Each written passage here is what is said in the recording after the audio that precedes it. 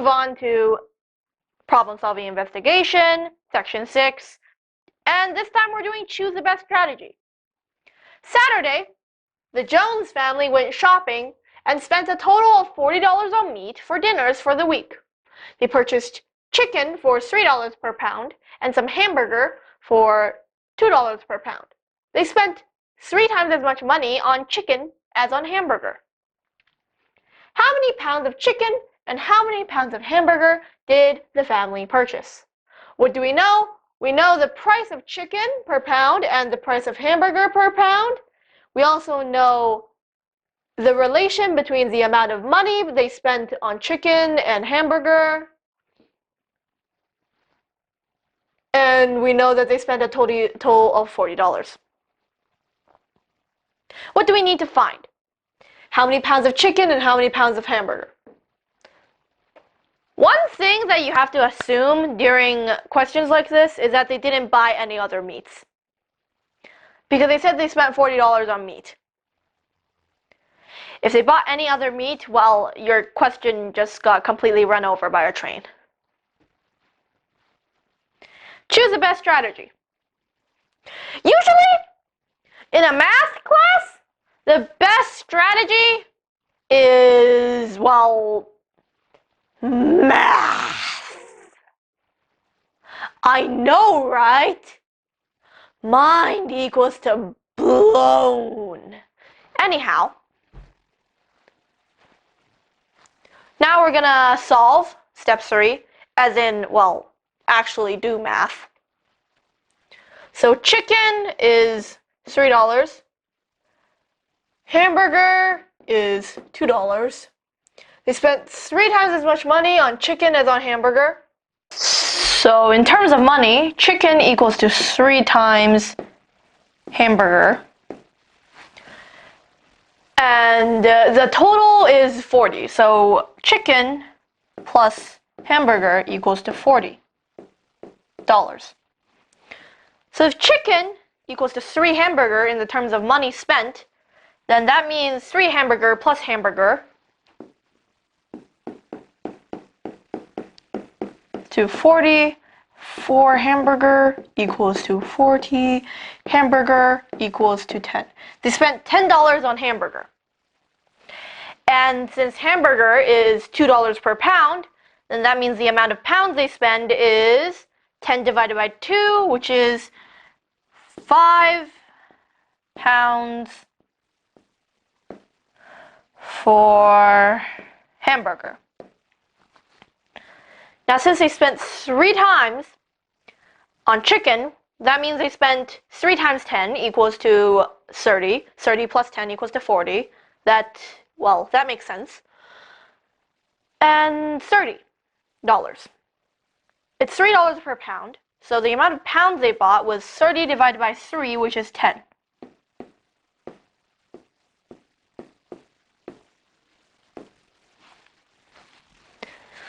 Step 4, check. Check includes, well, rereading the question to see whether or not you got any facts wrong.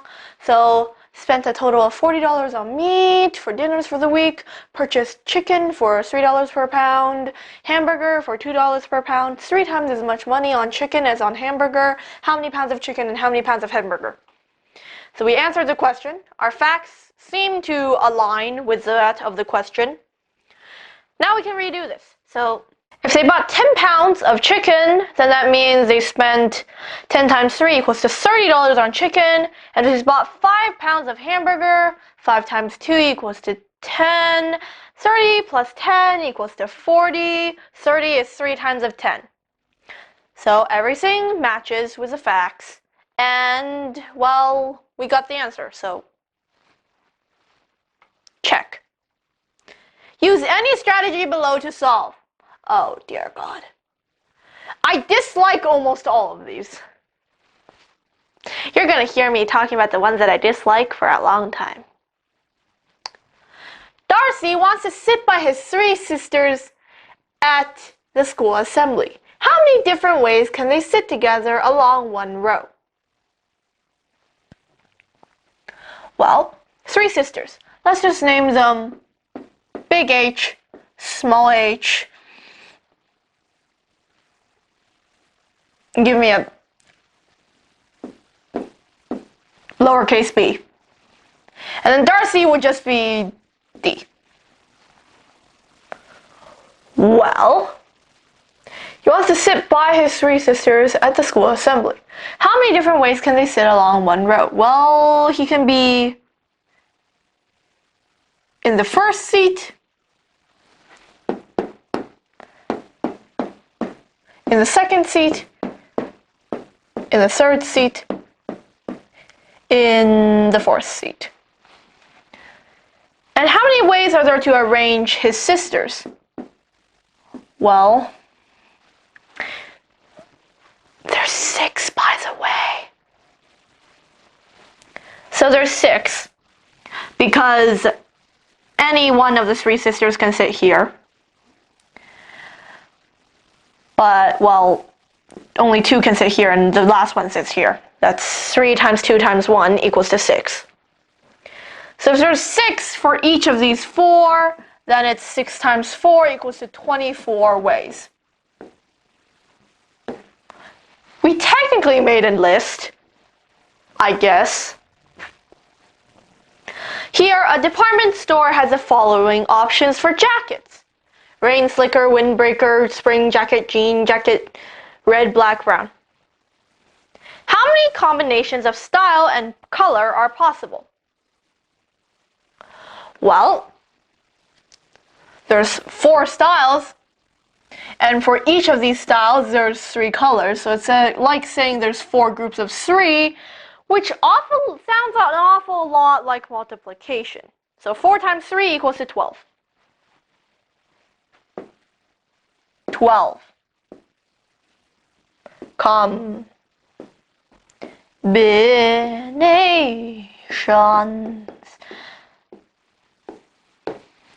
Carla is making a trip around France. She wants to go to Paris, Bordeaux, and Marseille.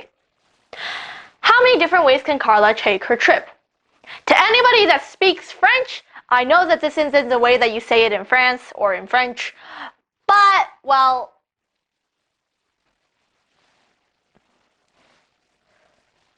let's make an organized list.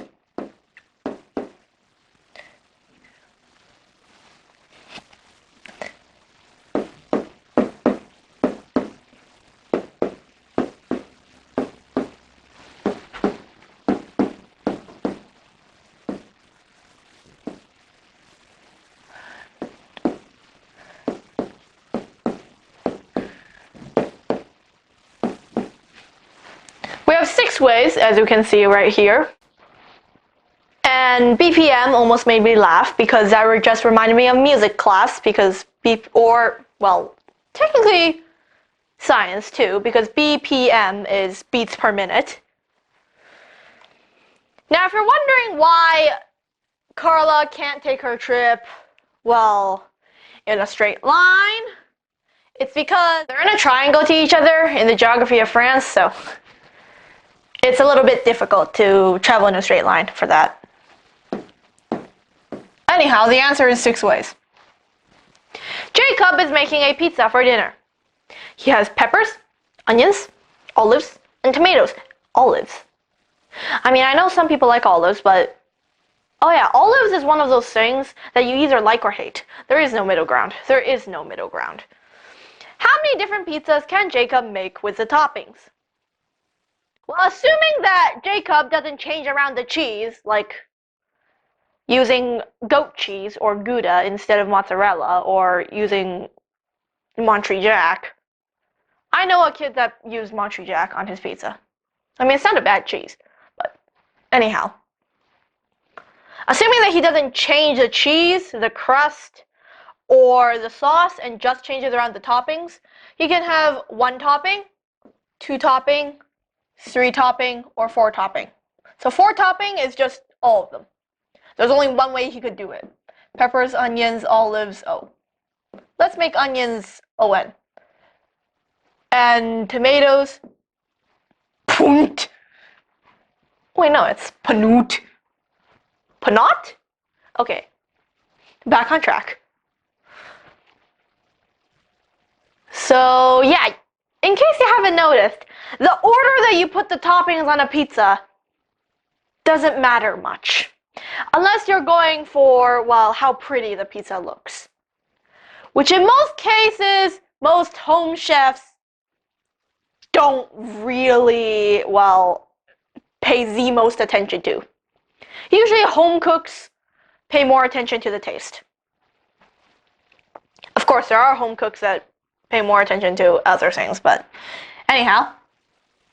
So we have, for 3 toppings, there's peppers, onions, olives, peppers, onions, tomatoes, peppers, olives, tomatoes, peppers. Actually, yeah, that's it for peppers. Because peppers, onions, olives, peppers, onions, tomatoes, you can't have peppers, onions, onions. Wait, no, technically you can, but in math questions, you usually don't do that.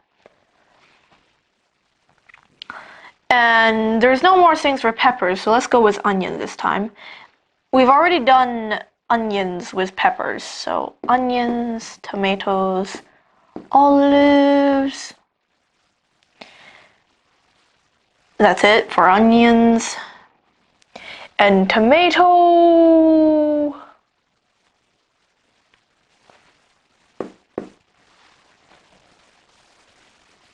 Yep, that's it. There's 4 combinations for 3 toppings. Now for 2 toppings, we have peppers, onions, pon, peppers, olives. I'm just gonna put OL for olives now. It's getting a little confusing. Pole. Peppers, tomatoes. Skill points. Anyhow. That's it for peppers. Onions have already been paired with peppers, so onions, olives, onions, tomatoes. Onions have been paired with everything they could. Olives has not been paired with tomatoes yet. And tomatoes has been paired with everything. So there's 6 for 2 toppings, 4 for 3 toppings, 1 for 4 toppings, and then for 1 topping it's just peppers, onions, olives, tomatoes. So 4. That's 4 plus 4 plus 1 plus 6. 15. He can make 15 different pizzas.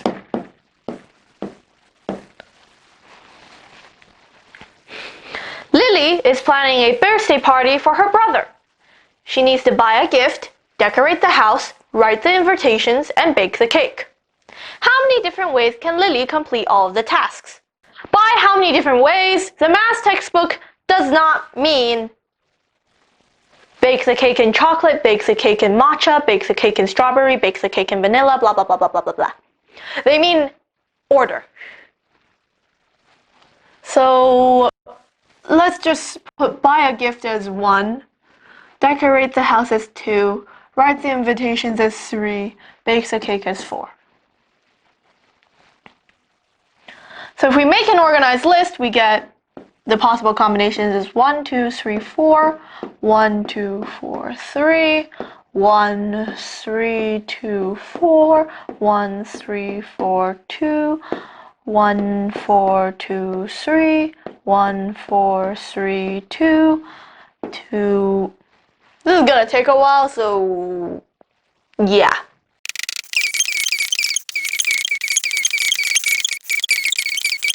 Yay! Well, that's it. That's 24 combinations, 24 different ways. Now we move on. Of course, you can take a break if you want to. If you don't want to, or if you just came back, we're going to move on. Section 7 is comparing fractions. Well, of course, if we compare fractions with the same denominator, we just look at the numerator. But what if they don't have the same denominator? What if their denominators are unlike each other?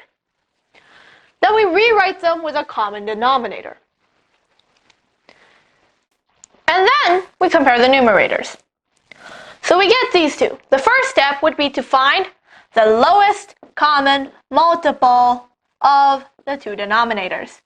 7 and 11. Oh. Well, they're both prime numbers, so the lowest common multiple would just be these two multiplied together, which is 77. And now, 77 is the new denominator. But we can't just put, well, the old numerators on top of the new denominator. So what do? Well, we move on to step 2. How do we make 6 over 7 an equivalent fraction that, well, has 77 at the bottom? Well, we realized that we multiplied the denominator, the old denominator, by 11 to get the new one. So then we multiply the numerator by 11 too. And 6 times 11 equals to 66. Now what about 9 over 11? Well,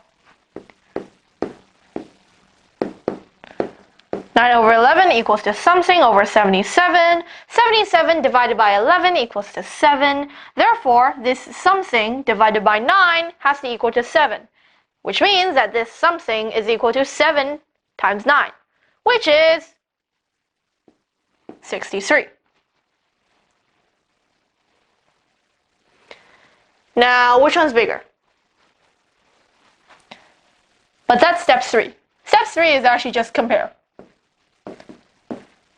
And we realize that 66 over 77 is bigger than 63 over 77 because they have the same denominator, but the numerator is smaller for 63 over 77.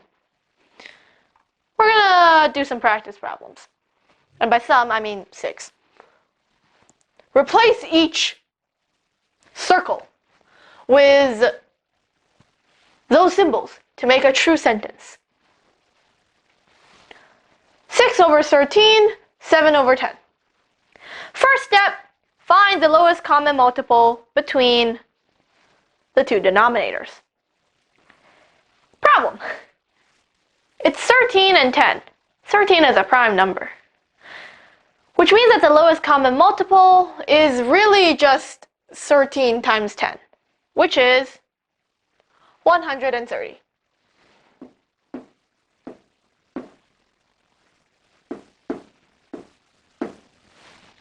Now for 6 over 13, we realize that the denominator, the old denominator, was multiplied by 10, so then we multiply the numerator by 10.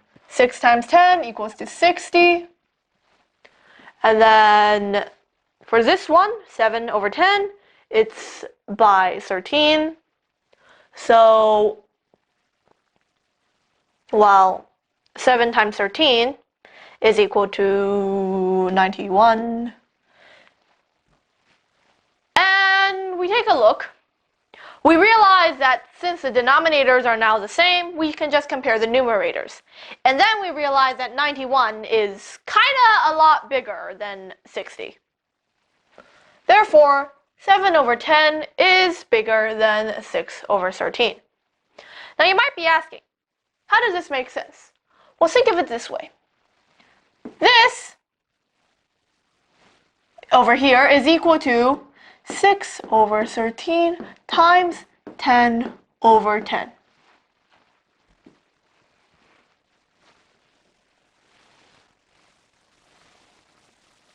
And 10 over 10 is just 1. Which means that these two are equivalent fractions. Over here, this one equals to, that's a 10 by the way. And 13 over 13 is also equal to 1. So these two numbers, well, fractions, are both just multiplied by 1. Which means that they still retain the same value. and thus can be compared. Now here we have 5 over 8 and a quarter. What's the lowest common multiple between 4 and 8? Hint, hint, guys, 8 is a multiple of 4. So the lowest common multiple would just be 8. And since this over here already has a denominator of 8, we don't really need to do anything. So what we really need to do is change this fraction into one having a denominator of 8. And last time I checked, 4 times 2 equals to 8. So the numerator, the new numerator would be 1 times 2. 2 over 8. And now that the denominators of these two fractions are the same, we can compare the numerators. Our conclusion is that 5 is bigger than 2. Therefore, 5 over 8 is bigger than or greater than 1 over 4. Question number 3, we get 15 and 10. First step, find the LCM, 15 and 10. Both of them are divisible by 5, and then we get 3 and 2. So 5 times 3 times 2 is equal to 30. The lowest common multiple for the denominators is 30.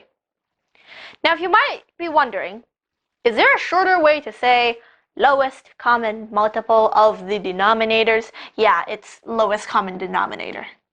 LCD. I should probably highlight this. Common denominator.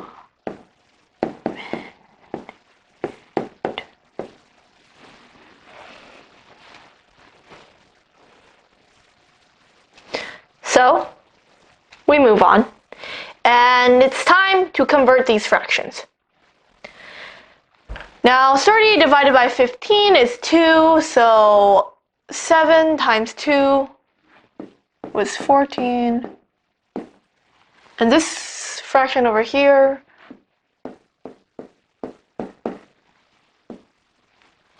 now we have 3 over 10 equals to something over 30.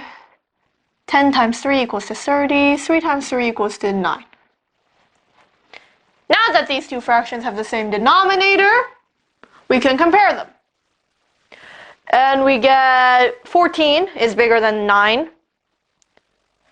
Therefore, 7 over 15 is bigger than 3 over 10. 4 over 5 and 5 over 8 is the next question. 5 is a prime number, 8 is not a multiple of 5, so the lowest common denominator would just be 5 times 8, which is 40. Now, since 5 times 8 equals to 40, 4 over 5 would be equivalent to 4 times 8 equals to 32, would be equivalent to 32 over 40. Now, what about 5 over 8? Well, 5 times 8 equals to 40. So 5 times 5 equals to 25. Now that these two fractions have the same denominator, we can compare them. And we get that 32 is bigger than 25. Therefore, 4 over 5 is bigger than 5 over 8. Now here's an interesting one. We have 1 over 4 and 5 over 22. Well then, 4, 22, 2, 2, 11. So we get 2 times 2 times 11, which is 44. Now 4 times 11 equals to 44, 1 times 11 equals to 11. 2 times 22 equals to 44. And then 2 times 5 equals to 10. Oh, that's actually really close. But 11 is still bigger than 10. So we get 1 over 4 is larger than or greater than or bigger than 5 over 22. Here we have 3 over 4 and 9 over 16. 16 is a multiple of 4. So the least common, denominator would be 16. Now this one already has that denominator, so let's convert this one. 16 divided by 4 equals to 4. 4 times 4 equals to 16. 3 times 4 equals to 12. So that'd be 12 over 16. And 12 is bigger than 9. Hooray! We're done that. Section. And now we're going to move on to the next one. Of course, you can take a break and do some practice problems or do whatever you guys do during breaks anytime. But if you aren't going to take a break, or if you just came back, we're going to move on. Writing decimals as fractions. So here's how we do it. We look at the decimal and we think of the word form of the decimal. That'd be 68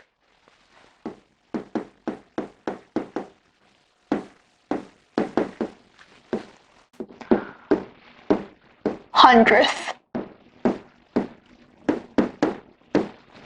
So then we write or think 68 over 100.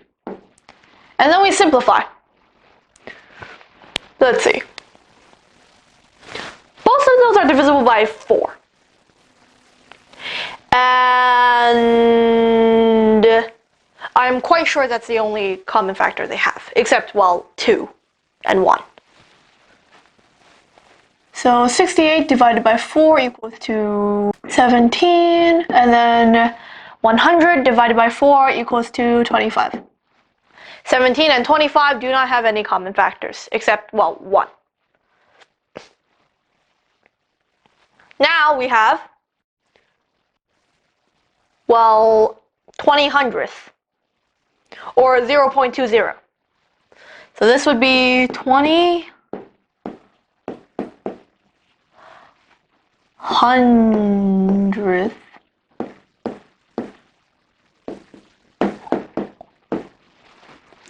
And we have 20 over 100, which can be simplified into 1 over 5. So we're going to do some practice problems. 0.54. We have 54 hundred.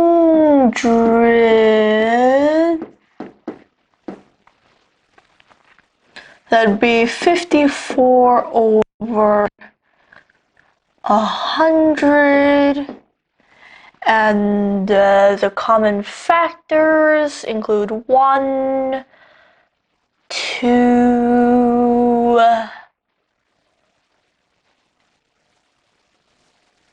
and that's it.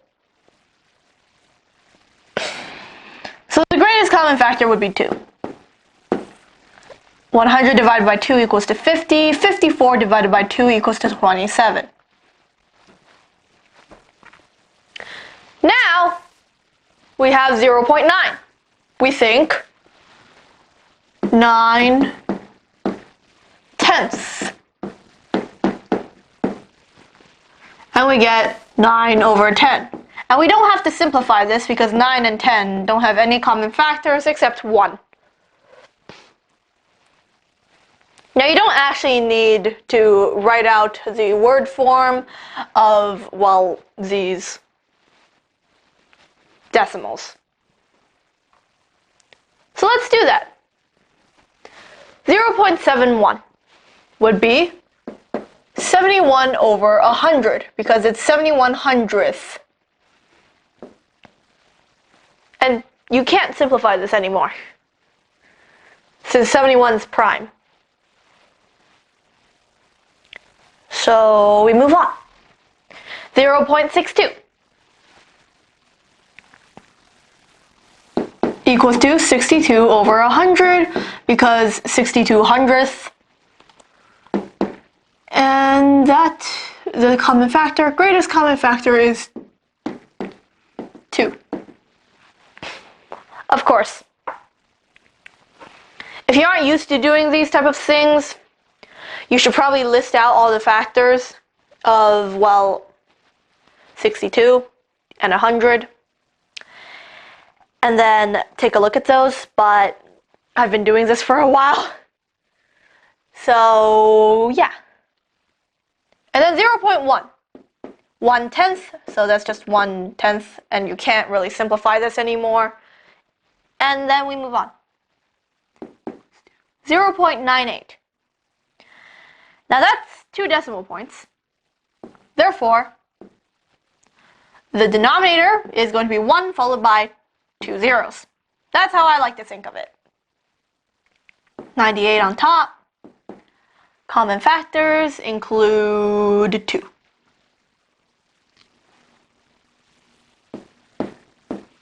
(49 over 50). We can't simplify that anymore, so we continue moving on. Oh, 0.20. We already know that 0.20 is, well, 1 over 5. But we're going to do it again. Or at least write it out again. Let's move on to something fresh, such as 0.35. So that'd be 35, 2 digits, 2 zeros, 35. Common factors of, well, actually no. Factors of 35 are 1, 5, 7, 35. And last time I checked, 100 was not divisible by 7, and it was also not divisible by 35. So that leaves 5 and 1, and 5 is bigger than 1. 35 divided by 5 equals to 7. 100 divided by 5 equals to 20. 7 over 20, they have no common factors except 1. Oh, 0.25. Yeah, this one's going to be your friend a lot of times in high school and in the future. So that'd be 25 over 25 with 2 digits, 2 zeros, 100, and 100 is a multiple of 25, which means that, well, divide everything by 25. That'd be a quarter. 0.3, 1 digit, 1 zero. 3 over 10. 3 and 10 do not have any common factors except, well, 1. So we move on. 0.66. 66, 2 zeros, because 2 digits. And then factors of 66 include 1, 2, 3, 6, 11, 22. Yeah, 33, 66. And last I checked, 100 was not divisible by any of those except 1 and 2. So, we divide everything, as in numerator and denominator, by 2. 66 divided by 2, 33. 100 divided by 2 equals to 50. 33 over 50. And that would be the answer, because 33 and 50 do not have any common factors, except, well, 1. 0.04.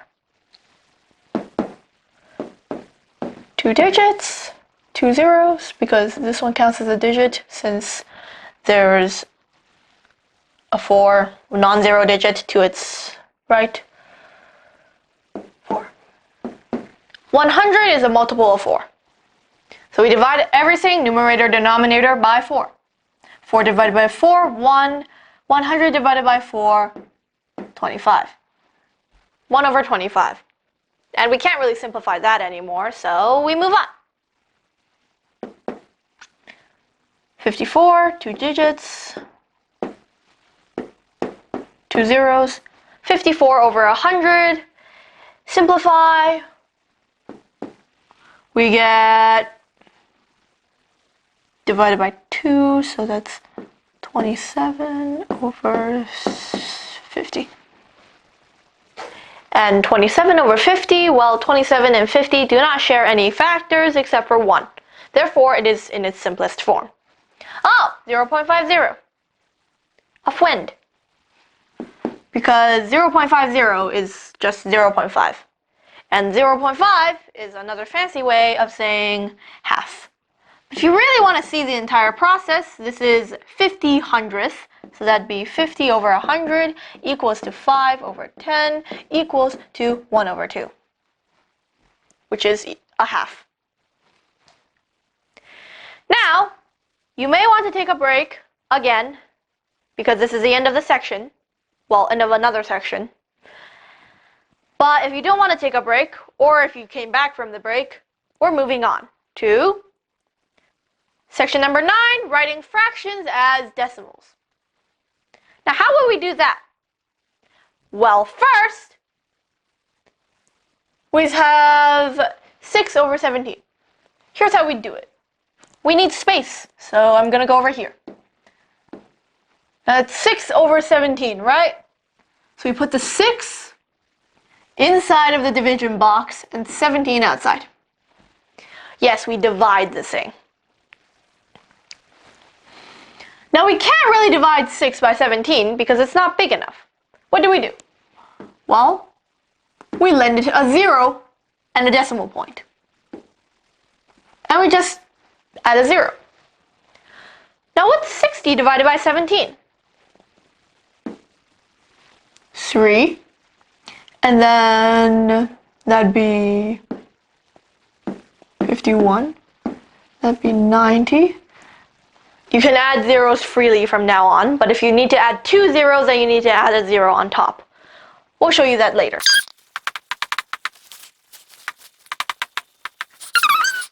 Yeah, this is gonna take a while. So it ended up stretching for a bit, and it's probably going to continue stretching for a bit. So instead of giving a specific decimal, we're just going to round. Round into 2 decimal places is usually pretty respectable. So this is the approximation. And because it's 2 decimal places, we look at the 3rd decimal place, and that's a 2, so we round down, so we just keep it as is. Now what about for mixed numbers? Well, we put the whole number first, before the decimal point, and the fraction part would be what is after the decimal point. 3 over 4, 3 divided by 4 is, we put 0 point to add the first 0, and that'd be 7, 28, 2. You don't need to add another 0 for the 2nd or 3rd or 4th or anything after the 1st, unless you need to add 2 zeros at once. But in this case, we don't. For 22, that's a 0, not a 6. So that's equal to 0.75, but because we have another 6, then it's not 0.75, it's 6.75. We're going to move on to some exercises. Write each fraction as a decimal. So we have 3 over 25. 3 divided by 25 equals to, I know you could just convert it to 100, but if you can't, well, this is the way that you do.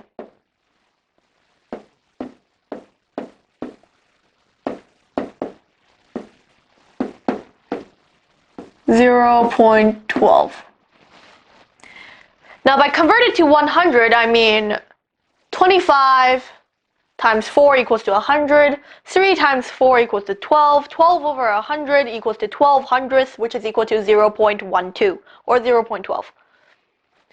But if on the occasions that you can't, then you have to do the division way. Personally, I like the division way, but personal preference. 9 over 10, well, we don't really need to think for this one because it's 9/10. And 9/10 is 0.9. Over here, it's 33 over 100. And since it's over 100 already, it's just 33 hundredths, which is 0.33. Now we get something that doesn't have the denominator 10, 100, or anything like that. So, how should we do this? We could convert it into something over 100, such as, well, 20 times 5 equals to 100, 17 times 5 equals to 85, 85 over 100 equals to 0.85. Or you could just divide. As in 17 divided by 20 is equal to 0. And then this would be 8, 5. 0.85. Now here is 29 over 50. For things like this, because it's, well, you can easily convert it into something over 100, you should probably just do the something over 100 way. 50 times 2 equals to 100. 29 times 2 equals to 58. So that'd be 58 over 100 equals to 0.58. Here we have 4 over 5. 5 times 20 equals to 100. 4 times 20 equals to 80. And then that'd be 0.8. You could put 0.80, but honestly, it's the same. Now here we have 7 over 8. And we can't really easily convert 7 over 8 into something over 100. So we're just going to do the division.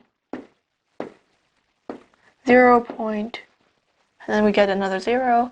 And then this would be 8.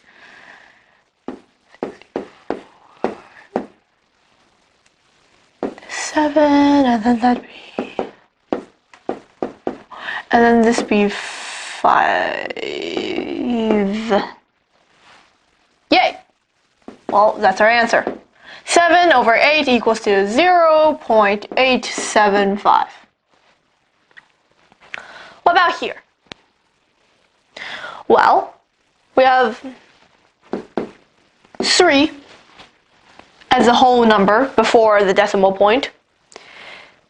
And it's something over 10, which is just tenths. So it's 9/10, which would be 0.9, but there's already a 3 there, so it would be 0.9. It'd be 3.9. We move on to, well, these. 4 and 2/5 is equal to 4 point whatever 2/5 is. And we know that 2/5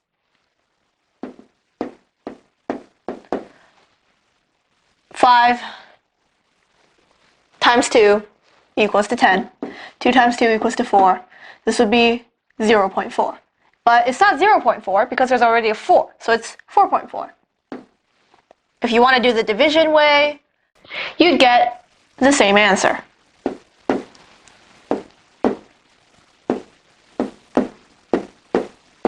See?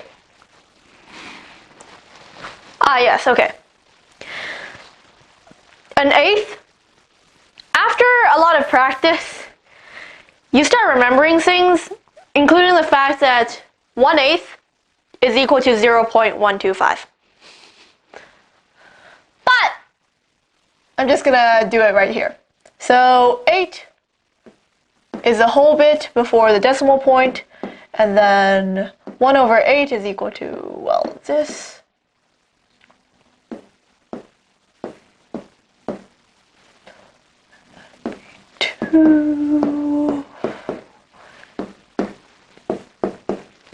See? 0.125. Except it's not 0 point right now since there's already an 8 there. 8.125. We move on. 2 and 9/25. 9/25 can easily be converted into something over 100, which would be 2 and 25 times 4 equals to 100. 4 times 9 equals to 36, which would be 2.36 hundredths, which would be 2.36. Of course, you could take another break right now. It's between sections. Oh, ordered pairs and functions. I remember talking about functions sometime in grade 4. But if you aren't taking a break, or you came back, we're going to move on. Ordered pairs and functions. Now I remember saying something about this in grade 4, chapter 12 to be specific. You can find points on a coordinate plane. It's also called a Cartesian grid, but by using ordered pairs. An example of an ordered pair is 2, 5. So the first number is the x-coordinate and corresponds to the x-axis, which is a horizontal axis. The second number is the y-coordinate, and it corresponds to the y-axis, which is a vertical axis. There are many tricks to remember this. You could just brute force method it and just remember it, like I did back in my day. But, well, a lot of people go with, oh, the first one is x, because x, y, z, it goes like the alphabet. And which one's vertical and which one's horizontal? Y reach for the sky, so y is vertical. Yeah, some people don't need that, some people do. But, well, a lot of people did just brute force method and just remember it. So what would 2 and 5 be? Well, 2, horizontal axis at 2, x at 2, and then vertical axis 5, so then you go x2, y5, and they join at this point, so that'd be 2, 5. Now we're going to do some naming ordered pairs. Name the ordered pair for each point. We have A, and then A would be, A's here, so what would its x-coordinate be? Well, we look down and we get 3. What would its y-coordinate be? We look to the side, we get 1. B. What would its x-coordinate be? It's right here. What would its x-coordinate be? Anyhow. 2. And then its y-coordinate, we look at the y-axis, and it's 3. Now what about C? Well, C is all the way up here. So the x, we look all the way down, and we get 4. And the y-coordinate, it'd be to the side, so it's 7. Now keep in mind, in higher grades, there's also negative numbers on the coordinate grid, but, well, that's not our concern right now. Name the point for each ordered pair. Well, we have 1, 1. That means that its x value is, well, x-coordinate is 1, which is along this line, and its y-coordinate is also 1. So that means we get here, D.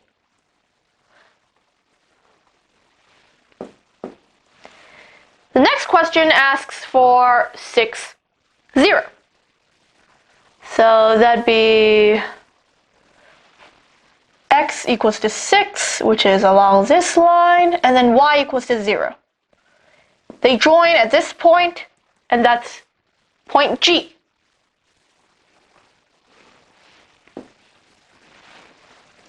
The next question asks for 3, 6.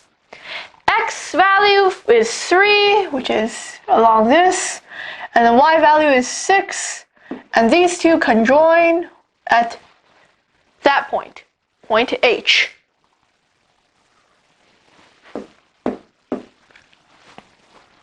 That's it for ordered pairs, and that's it for this chapter. So I guess I'll see you next chapter.